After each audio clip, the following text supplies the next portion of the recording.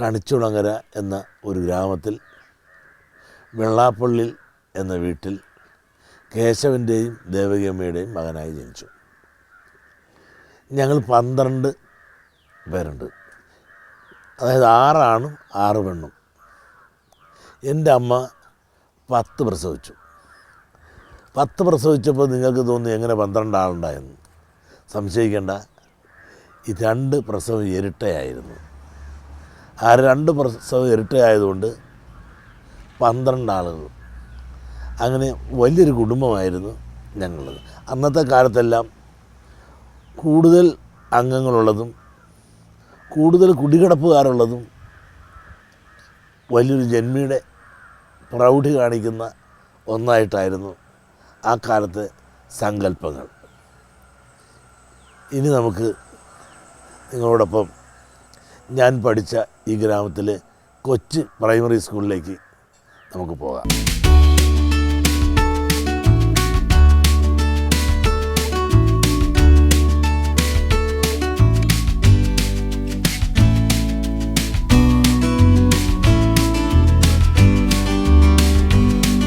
എൻ്റെ പൊതുപ്രവർത്തനത്തിൻ്റെ ബാലപാഠങ്ങൾ പഠിച്ച് ഞാൻ ജയിച്ചത് ഇവിടുന്നാണ്. അതുകൊണ്ടാണ് ഞാനിപ്പോൾ പ്രവർത്തിക്കുന്ന മേഖലയിൽ എനിക്ക് ജയിക്കാൻ സാധിക്കുന്നത്. പ്രതിസന്ധിയും പ്രയാസങ്ങളും നിറയായിരുന്നു.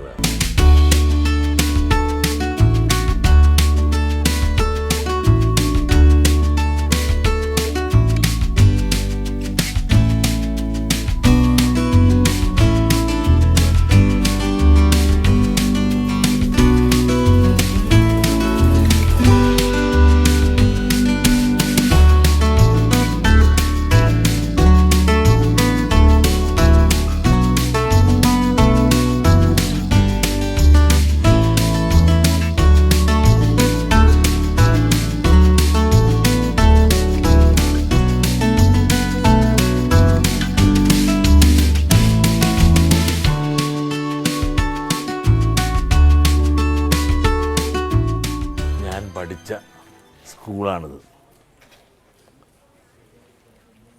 6ാം ക്ലാസ് തൊട്ട്, ഫസ്റ്റ് ഫോം തൊട്ട് 6th വരെ ഞാൻ പഠിച്ചത് ഈ സ്കൂളിൽ നിന്നാണ്. എൻ്റെ ഒരുപാട് സുഹൃത്തുക്കളും അതോടൊപ്പം തന്നെ എൻ്റെ അഭിവന്ദനായ ഗുരുക്കന്മാരും ഈ അവസരത്തിൽ ഞാൻ ഓർത്തു പോവുകയാണ്. ഈ തൊട്ടടുത്ത് കാണുന്ന ഈ ക്ലാസ് റൂം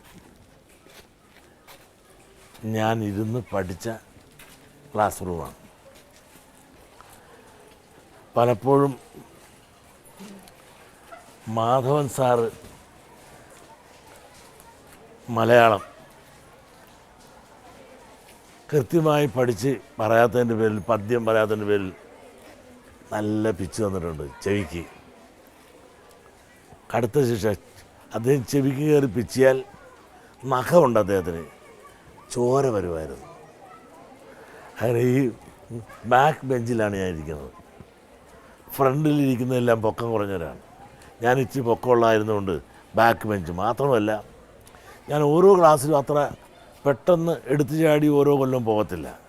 ചിലപ്പോഴെല്ലാം 1ഉം 2ഉം പ്രാവശ്യമൊക്കെ ഓരോ ക്ലാസ്സിൽ ഇരുന്ന് ഇരുത്തം വന്ന് കാര്യങ്ങൾ മനസ്സിലാക്കിയ ശേഷമേ എനിക്ക് പ്രൊമോഷൻ കിട്ടുകയുള്ളൂ, അല്ലെങ്കിൽ ഞാൻ വിജയിക്കുകയുള്ളൂ. എൻ്റെ വീട്ടിലാണ് മാഷ് താമസിക്കുന്നതും ട്യൂഷൻ തരുന്നതെങ്കിലും എന്നെ ചുമ്മാ വിജയിപ്പിക്കില്ല. കൃത്യമായി എഴുതി പാസ്സാകുന്നവരെ ആ ക്ലാസ് ഇരുത്തി പഠിച്ചാൽ മാത്രമേ ജയിപ്പിക്കുകയുള്ളൂ. അങ്ങനെ ഈ ക്ലാസ്സിൻ്റെ മുമ്പ് വരുമ്പോൾ എൻ്റെ ഓർമ്മ പഴയ മാധവൻ സാറാണ്. ആ മാധവൻ സാറ് ഒരു ത്യാഗിയായിരുന്നു. അതോടൊപ്പം തന്നെ ഞങ്ങൾക്കെല്ലാം ഭയമായിരുന്നു. മലയാളം സാറെന്നാണ് ഞങ്ങൾ വിളിക്കുന്നത്.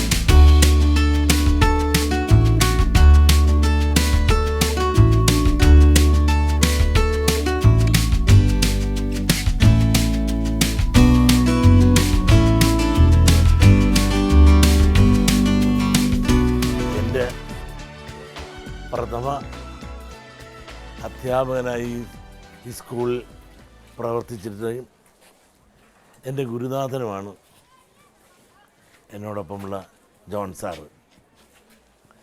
എൻ്റെ സ്കൂൾ ജീവിതത്തിലുള്ള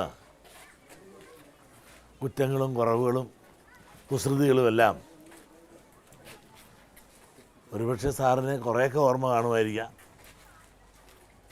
ഞാനൊരു കുസൃതിക്കാരനായിരുന്നു എന്നാണ് പൊതുവെ അറിവ്. ശ്രീ വെള്ളാപ്പള്ളി നടേശനെ സംബന്ധിച്ച് ഇവിടെ സ്കൂളിൽ പഠിക്കുന്ന കാലത്ത് എനിക്ക് ഓർമ്മയുള്ളത് അദ്ദേഹം കുസൃതിയേക്കാൾ കൂടുതൽ ആക്ടിവിറ്റീസ് നടത്തിയിട്ടുള്ളതായിട്ടാണ് എനിക്ക് കാണാൻ കഴിയുന്നത്. ചില ലിറ്റററി അസോസിയേഷൻ അന്ന് ക്ലാസ്സുകളിൽ ക്ലാസ് മീറ്റിങ്ങുകൾ നടക്കുമായിരുന്നു. ഇന്ന് അങ്ങനെയുള്ള ക്ലാസ് മീറ്റിങ്ങുകളില്ല. ഒരാഴ്ചയിലൊരിക്കലൊരു ക്ലാസ് മീറ്റിംഗ് നടക്കും. അപ്പോൾ ആ ക്ലാസ് മീറ്റിങ്ങുകളിൽ പങ്കെടുക്കുകയും കുട്ടികളുടെ ആ പ്രസംഗ പാഠവും മറ്റ് ഒരു മീറ്റിംഗ് കണ്ടക്ട് ചെയ്യുന്നതിനുള്ള സ്വഭാവ രീതിയും എല്ലാം അന്ന് കുട്ടികളെ പരിശീലിപ്പിച്ചിരുന്നു. അതുപോലെ തന്നെ പലതരത്തിൽ ഇന്ന് കാണാത്തതായ കൈയെഴുത്ത് മാസിക നടത്തിയിരുന്നതായിട്ട് എനിക്ക് ഓർമ്മയുണ്ട്. അതിൻ്റെ ആ മാസികയുടെ പേരെന്തായിരുന്നു എന്ന് പറയാം? പ്രവാഹം എന്ന് വളരെ അത് ഒരു ഗ്ലാൻസിലാണ് ഞാൻ കണ്ടത്. വളരെ മനോഹരമായിട്ട് ആദ്യമായിട്ട് ഈ കുട്ടികളിൽ തന്നെ മറ്റൊരു പ്രചോദനം അധികമൊന്നും പുറത്തുനിന്നില്ലാതെ കണ്ട് തന്നെ ലേഖനങ്ങളും സംഭാഷണങ്ങളും എല്ലാം ഉൾക്കൊണ്ട് ഒരു കൈയെഴുത്ത് മാസിക പ്രചരിപ്പിച്ചതായിട്ട് എനിക്കറിയാം. അതുപോലെ തന്നെ നല്ല പ്രൈസ് കിട്ടിയിട്ടുണ്ട്. പ്രദർശിപ്പിച്ചിട്ട് കൈയെഴുത്ത് മാസിക മത്സരങ്ങൾ ഉണ്ടാകുമായിരുന്നു. അതിൽ ഞാനിത് പ്രദർശിപ്പിച്ച് എനിക്കന്ന് പ്രൈസൊക്കെ കിട്ടിയിട്ടുണ്ട്. ഇവിടെ ടാഗോർ ഗ്രന്ഥശാല എന്നൊരു ഗ്രന്ഥശാലയുണ്ട്. എൻ്റെ അറിവ് ശരിയാണെങ്കിൽ അതിൻ്റെ സ്ഥാപകരിൽ പ്രധാന പങ്ക് വഹിച്ചത് ശ്രീ വെള്ളാപ്പള്ളി നടേശനാണ്. അതുപോലെ ഞങ്ങളെ ഗുരുക്കന്മാർക്ക് ഒരുപാട് തരത്തിലുള്ള ഇഷ്ടമുള്ള വിദ്യാർത്ഥികളുടെ കൂട്ടത്തിൽ ആയിരുന്നു ശ്രീ വെള്ളാപ്പള്ളി നടേശൻ. ചെറിയ തെറ്റുകൾ, കുട്ടികളുടെ സഹജമായ തെറ്റുകളൊക്കെ ഉണ്ട്. അതിന് ശിക്ഷയും കൊടുക്കാറുണ്ട്. കുട്ടികളെ ശിക്ഷിക്കുന്നതും മക്കളെ ശിക്ഷിക്കുന്നതും എല്ലാം അവർ നന്നാകുന്നതിന് വേണ്ടിയിട്ടുള്ളതാണ്. ഇവിടെ ഞങ്ങളെ ശിക്ഷിച്ചിട്ടുള്ള കുട്ടികളെല്ലാം വളരെയേറെ ഉയർന്ന നിലയിൽ വന്നിട്ടുണ്ട്.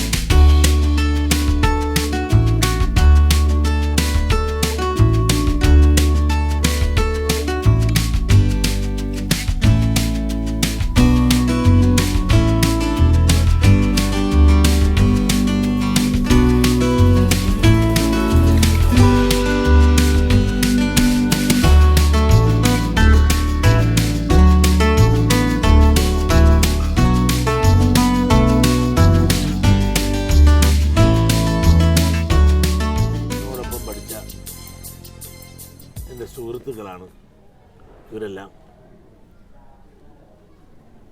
ശങ്കുണ്ണി ഈ സ്കൂളിൽ ഞങ്ങളൊന്നിച്ച് പഠിച്ചു. എൻ്റെ ഏറ്റവും വലിയ എതിരാളിയായിരുന്നു അന്ന്. രാഷ്ട്രീയ എതിരാളി എന്ന് പറയാം, അല്ലേ? വേറെ അല്ല. ഇദ്ദേഹം മിശക്കാരൻ, പാവം സാത്വികൻ, പഠിക്കുന്ന നല്ലൊരു വിദ്യാർത്ഥിയായിരുന്നു. തൊട്ടപ്പുറത്ത് നിൽക്കുന്ന പുരുഷൻ 1-ാം ക്ലാസ്സിൽ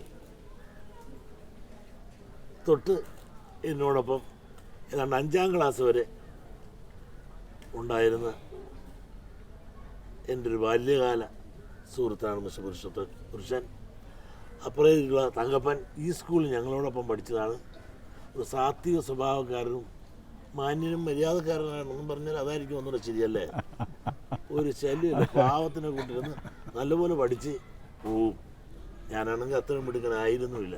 ആദ്യ ചെയർമാനായി നിന്ന് KSU പ്രവർത്തനമായിട്ട് മുമ്പോട്ട് പോകുമ്പോൾ അന്നത്തെ SF എന്ന് പറയും, സ്റ്റുഡൻസ് ഫെഡറേഷൻ, അന്നെല്ലാം ഉള്ളു. ഇത് പുതുതായിട്ട് അന്ന് ഞാൻ സ്ഥാപിച്ചതാണ്. അന്ന് അതിൻ്റെ നേതാവായിട്ടും നിന്ന് മത്സരിച്ചിട്ടുണ്ട്. അങ്ങനെ സ്കൂൾ ജീവിതത്തിൽ, പ്രത്യേകിച്ച് ഹൈസ്കൂൾ ജീവിതകാലത്ത് എൻ്റെ ഒരു രാഷ്ട്രീയ എതിരാളിയായിരുന്നു ശങ്കുണ്ണി. അദ്ദേഹം എന്നെ കൂട്ട് തന്നെയായിരുന്നു. ഒരു ക്ലാസ്സിൽ ഒന്നിലധികം കൊല്ലം ഇരിക്കുന്ന ആളാണ്. പക്ഷെ ഇതെങ്ങനെ സാറായെന്ന് ഒരു പിടിയും കിട്ടുന്നില്ല. ജയിച്ച് പാസ്സായി അധ്യാപകനായി ഇപ്പോൾ പെൻഷൻ പറ്റി സ്വസ്ഥം ഗൃഹഭരണം. അന്ന് ഈ ക്ലാസ്സുകളിൽ ഓരോ ലീഡർമാരെ തിരഞ്ഞെടുക്കും. ഈ ലീഡർമാർ എല്ലാവരും കൂടി ഇരുന്നിട്ട് ഒരു ജനറൽ കൗൺസിൽ അവിടെ നിന്നാണ് ചെയർമാനെ തിരഞ്ഞെടുക്കുന്നത്. അപ്പോൾ ഒരു തെരഞ്ഞെടുപ്പിന് പ്രവർത്തനങ്ങൾ ആരംഭിച്ചു. പക്ഷെ അതുവരെ ഒരു പ്രത്യേകത എന്ന് പറയുന്നത് നടേശൻ മുതലാളിനായ രംഗത്ത് കാണത്തില്ല, മഷിയിട്ടാൽ പോലും കാണത്തില്ല. ഒരു ദിവസം 2 നേതാക്കന്മാർ പുറത്തുനിന്ന് വന്നു. പിന്നെ പുറത്തുനിന്ന് വന്നെന്ന് പറഞ്ഞാൽ എറണാകുളത്തോ ആലപ്പുഴയിൽ നിന്ന് വന്നതാണ്. പേര് വയലാർ രവി. അന്ന് വയലാറില്ല, രവി മാത്രമേ ഉള്ളൂ. AK ആൻ്റണി. അപ്പോൾ ഞങ്ങൾക്ക് വിവരം കിട്ടി, തലേദിവസത്തിൻ്റെ വിവരം കിട്ടി, ഇവർ വരുന്നുണ്ടെന്ന് അറിഞ്ഞു. അപ്പോൾ നല്ലൊരു സ്വീകരണം കൊടുക്കണമല്ലോ, അതിനുവേണ്ടി ഞങ്ങളൊക്കെ തയ്യാറെടുത്തു. അപ്പോൾ ഇവിടെ തെക്കോടൊക്കെ ഈ ചെറുപുല്ല അങ്ങനെ തിങ്ങി നിൽക്കുക. അപ്പോൾ അത് ഈ കരിയിലിങ്ങനെ അടുങ്ങി കിടക്കുക. ഇവർ വന്ന് സംസാരിക്കാനായി തുടങ്ങി ഈ കരിയിൽ വാരി അങ്ങ് എറിയാൻ തുടങ്ങി. മണ്ണും കരിയിലും കൂടി എറിഞ്ഞ് ഇവർ പോയ പൊടി കണ്ടില്ല, വടക്കോട്ട് പോയി. തുടർന്ന് തെരഞ്ഞെടുപ്പ് ശക്തിയായിട്ട് വന്നിട്ട് മുതലാളിനെ കാണുന്നില്ല, ഞങ്ങൾ തന്നെ ഉള്ളൂ. അപ്പോൾ അടിച്ച് കലക്കുമെന്നുള്ള പ്രഖ്യാപനം നടത്തി കഴിഞ്ഞു. വിചിത്രമെന്ന് പറയട്ടെ, ഇലക്ഷൻ പിന്നെ നടന്ന് തെരഞ്ഞെടുപ്പ് ഫലം വന്നപ്പോൾ നടേശൻ മുതലാളി കാൻഡിഡേറ്റായി, പിന്നെ പ്രതിനിധിയായി. ഞാൻ സൂചിപ്പിക്കുന്നത് ഈ പ്രതിനിധികൾ ചേർന്നാണ് പിന്നെ ചെയർമാൻ വരെ. പിന്നെ ഞങ്ങളുടെ റോളാകെ തീർന്നു, പിന്നെ അങ്ങോട്ട് ചെല്ലാൻ പറ്റില്ലല്ലോ. പക്ഷെ ആ നിമിഷം വരെ ഈ സംഘടനാ ശേഷി, ആ കരുത്ത് തെളിയിക്കുന്ന ഒരു അനുഭവമായിട്ടാണ് എനിക്കത് പിൽക്കാലത്ത് ബോധ്യപ്പെട്ടത്. അന്ന് ബോധ്യപ്പെട്ടില്ല, പിന്നീട് എനിക്കത് ബോധ്യപ്പെട്ടു. അപ്പോൾ ഇന്ന് പൊതുരംഗത്ത് കാണുന്ന ആ ഊന്നൽ എത്രമാത്രം പിന്നെ ആഴത്തിലും പരപ്പിലും ഉണ്ടോ അതിൻ്റെ ബാലപാഠം കുറിച്ചത് ഇവിടുന്ന് തന്നെയാണ്. ഞങ്ങളെപ്പോലുള്ള ശത്രുതരയിൽ കണ്ടിരുന്ന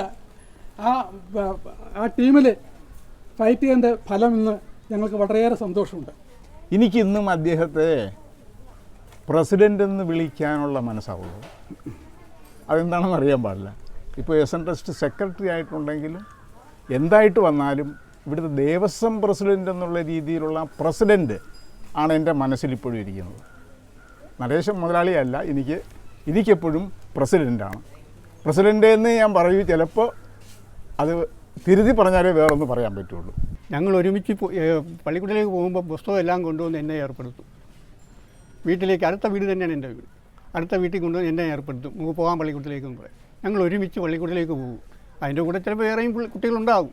ഞങ്ങളെല്ലാവരും കൂടി സ്കൂളിലേക്ക് പോകുന്ന വഴി ഈ പുസ്തകമെല്ലാം എൻ്റെ കയ്യിലാണ്. എൻ്റെ പുസ്തകവും അങ്ങേൻ്റെ പുസ്തകമൊക്കെ എൻ്റെ കയ്യിലുണ്ടാകും. എന്നിട്ട് വഴിക്ക് കാണുന്ന പട്ടീനെയും കാക്കയെയും പൂച്ച എല്ലാത്തിനെയും എറിഞ്ഞും മാവേലും ഒക്കെ എറിഞ്ഞ് ഒരുമിച്ച് ഞങ്ങൾ പോകും. പോയിട്ട് അതിനിടയ്ക്ക് എനിക്ക് പ്രത്യേകിച്ച് എടുത്ത് പറയാനുള്ള കാര്യം എന്ന് പറഞ്ഞാൽ, അവിടെ അന്നപ്പര എന്ന് പറയുന്ന സ്ഥലത്ത് ഒരു പുന്ന നിന്നു. അവിടെ ഈ പഴങ്ങളെല്ലാം, പുന്നപ്പഴങ്ങളെല്ലാം നല്ല മുഴുത്ത പഴങ്ങൾ, ഇന്നുള്ള ആ പുന്നയൊന്നുമല്ലെന്ന് പഴങ്ങളുമല്ല. ആ പഴങ്ങളെല്ലാം പറിച്ചുകൊണ്ട് പോക്കറ്റ് നിറച്ച്, നിക്കറിൻ്റെ പോക്കറ്റ് നിറച്ചെല്ലാം ഇട്ടുകൊണ്ട് ഞങ്ങൾ ക്ലാസ്സിലേക്ക് പോകും. ചിലപ്പോൾ സാറ് പിടിച്ച് തല്ലും, ഇതൊക്കെ മേടിച്ച് കളയുകയും ചെയ്യും. എന്നാലും കുട്ടികൾക്കുമൊക്കെ ഞങ്ങൾ കൊടുത്ത് ഞങ്ങളും തിന്നും. അങ്ങനെ ഒരു ദിവസം ഞങ്ങൾ പോയ കൂട്ടത്തിൽ എന്നോട് പറഞ്ഞു, ഇടാ ഇത് എത്തുകയില്ല, നിന്നെ ഞാൻ എടുക്കാം, നീ അത് പറിക്കാൻ പറഞ്ഞു. ഞാൻ എത്തി വന്നപ്പോൾ അങ്ങയുടെ അരയ്ക്ക് കിഴിപ്പോട്ടല്ലേ എന്നെ പിടിച്ചിരിക്കുന്നത്. എനിക്ക് പഴമോട്ട് എത്തിയില്ല, ഞാൻ കമ്മടിച്ച് വീണിട്ട് എനിക്ക് ശ്വാസം കുറച്ച് നേരത്തേക്കില്ല. ഉടനെ അങ്ങേര് പരിഭ്രമിച്ച്, അന്ന് കുട്ടിക്കാലമാണ്, ഒരു ബാല്യകാല ശ്രീകൃഷ്ണൻ പോലെ തന്നെയാണ് അന്നും അങ്ങേര് നടക്കുന്നത്. അങ്ങനെ എന്നെ പിടിച്ചിരുത്തി നെഞ്ചൊക്കെ തടവിച്ചും പറഞ്ഞു, നീ ആരോടും മിണ്ടണ്ട, അബദ്ധം പറ്റിപ്പോയില്ലേ. വേറെ ആരും കണ്ടുമില്ല. ഞങ്ങൾ ഒരുമിച്ച് വീണ്ടും പള്ളിക്കൂടത്തിലേക്ക്, എനിക്ക് ഒരുമാതിരി ആശ്വാസമായപ്പോൾ ഞങ്ങൾ പള്ളിക്കൂടത്തിൽ പോയിരുന്നു.